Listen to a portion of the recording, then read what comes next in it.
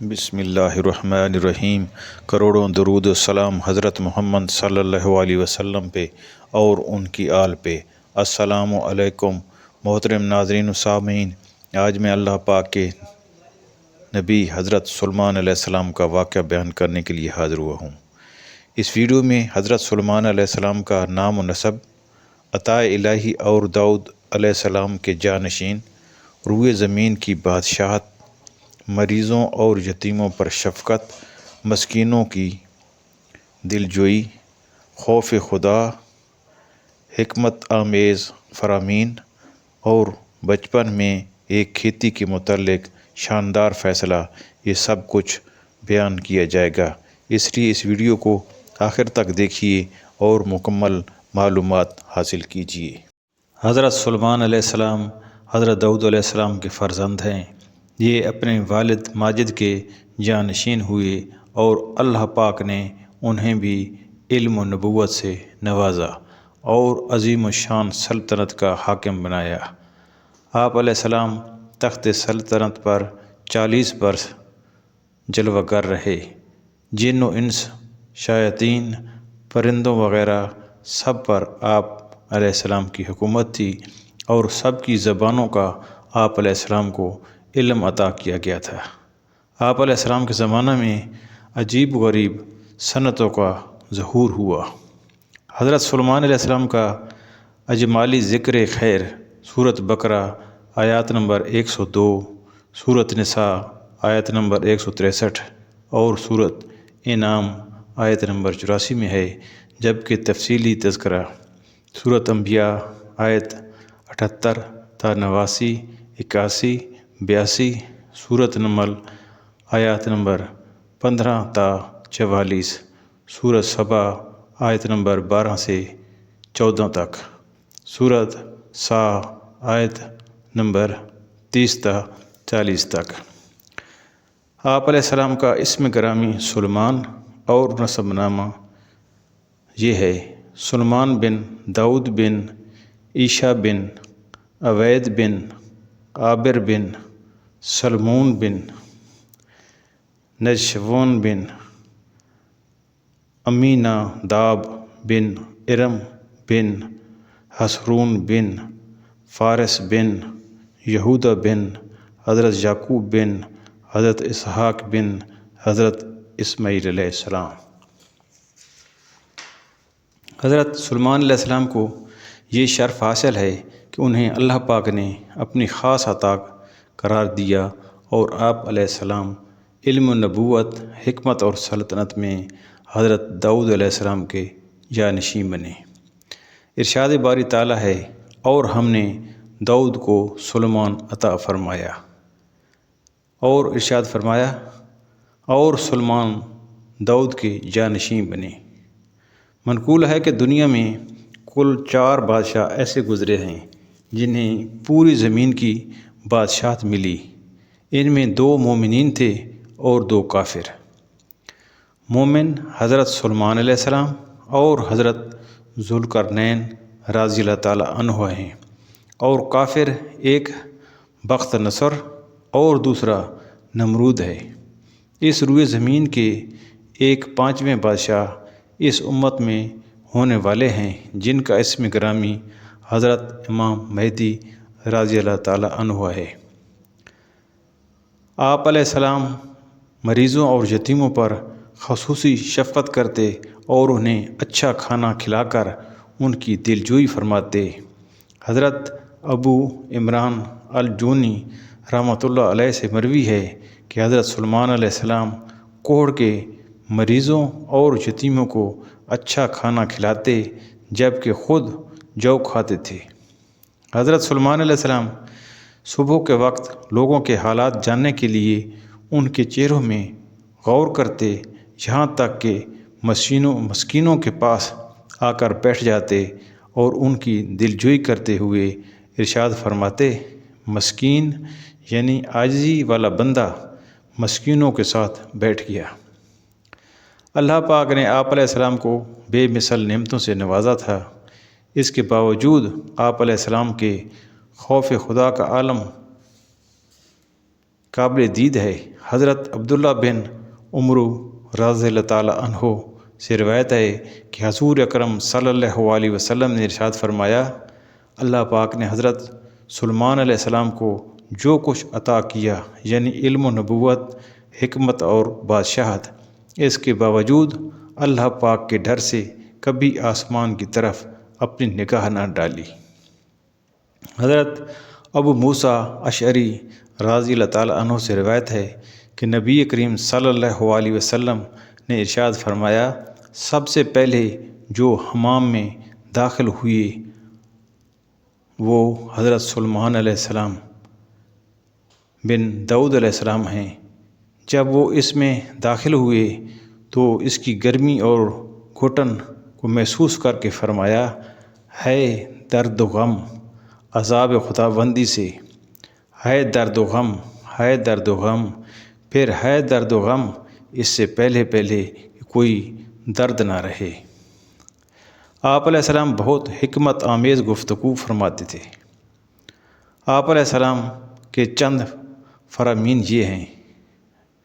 Number 1، ہم نے زندگی کی سختی و نرمی کو جانچا تو سمجھ لیا کہ تھوڑی زندگی ہی کافی ہے۔ نمبر 2، اگر گفتگو چاندی ہے تو خاموشی سونا ہے۔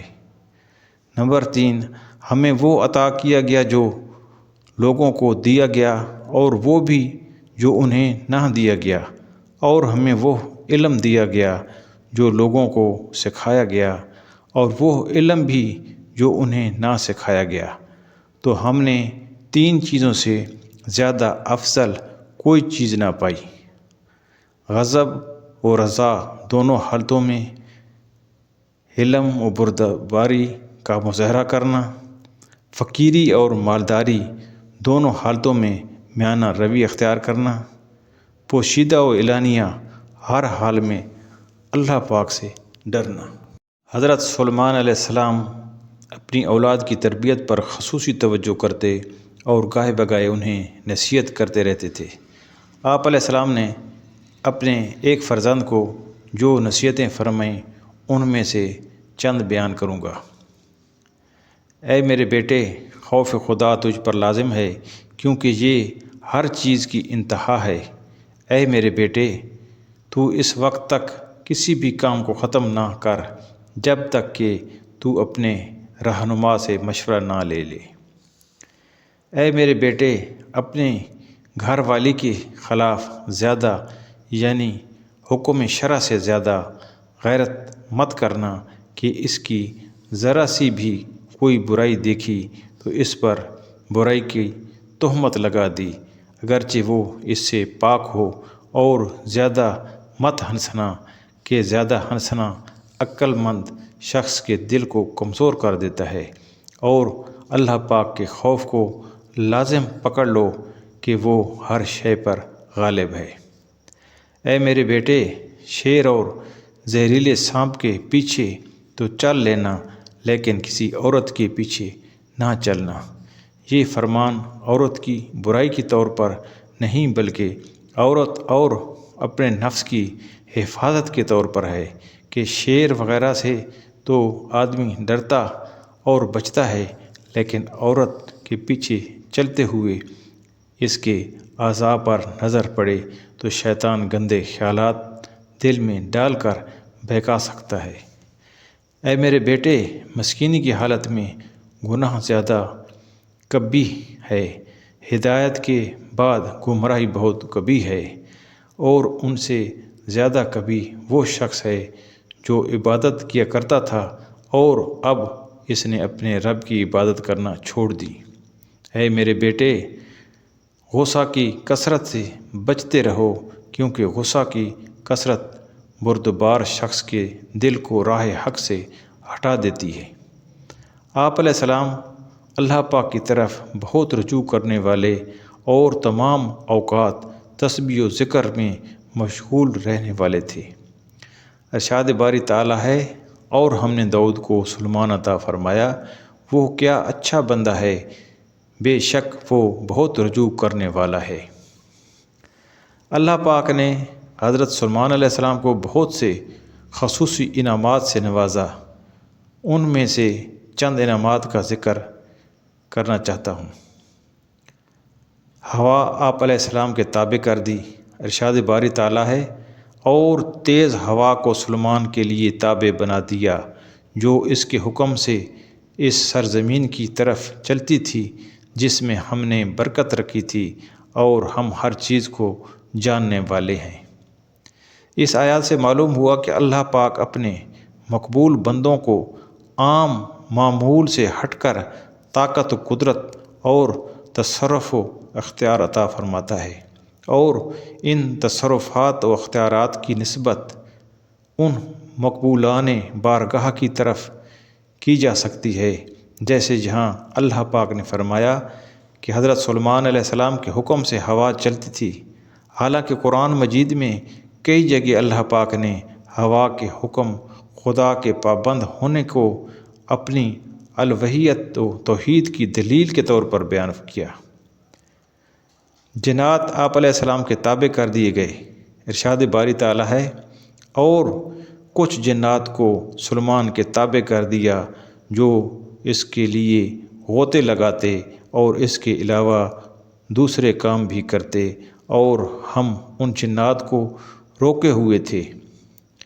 آپ علیہ السلام کو خاص علم عطا فرمایا۔ ارشاد باری تعالیٰ ہے، اور بے شک ہم نے داؤد علیہ السلام اور سلیمان علیہ السلام کو بڑا علم عطا فرمایا، اور دونوں نے کہا تمام تعریفیں اس اللہ کے لیے ہیں جس نے ہمیں اپنے بہت سے ایمان والے بندوں پر فضیلت بخشی۔ آپ علیہ السلام کو داؤد علیہ السلام کا جانشین بنایا، پرندوں کی بولی سکھائی، بادشاہوں اور انبیاء کرام علیہ السلام کو دی جانے والی چیزوں جیسی چیزیں عطا کی گئیں۔ ارشاد باری تعالیٰ ہے، اور سلیمان داؤد کے جانشین بنے اور فرمایا، اے لوگو، ہمیں پرندوں کی بولی سکھائی گئی ہے، اور ہر چیز میں سے ہم کو عطا ہوا، بے شک یہی اللہ کا کھلا فضل ہے۔ آپ علیہ السلام کے لیے پگھلے ہوئے تانبے کے چشمے بہا دیے، اور آپ کے نافرمان جنات کو نار جہنم کی وعید سنائی۔ ارشاد باری تعالیٰ ہے، اور ہم نے اس کے لیے پگھلے ہوئے تانبے کا چشمہ بہا دیا، اور کچھ جن قابو میں دے دیے جو اس کے آگے اس کے رب کے حکم سے کام کرتے تھے، اور ان میں سے جو بھی ہمارے حکم سے پھرے ہم اسے بھڑکتی آگ کا عذاب چکھائیں گے۔ حضرت سلیمان علیہ السلام جیسی سلطنت کسی کو نہ دی گئی۔ قرآن پاک میں ہے کہ آپ علیہ السلام نے یہ دعا فرمائی، اور مجھے ایسی سلطنت عطا فرما جو میرے بعد کسی کو لائق نہ ہو، بے شک تو ہی بہت عطا فرمانے والا ہے۔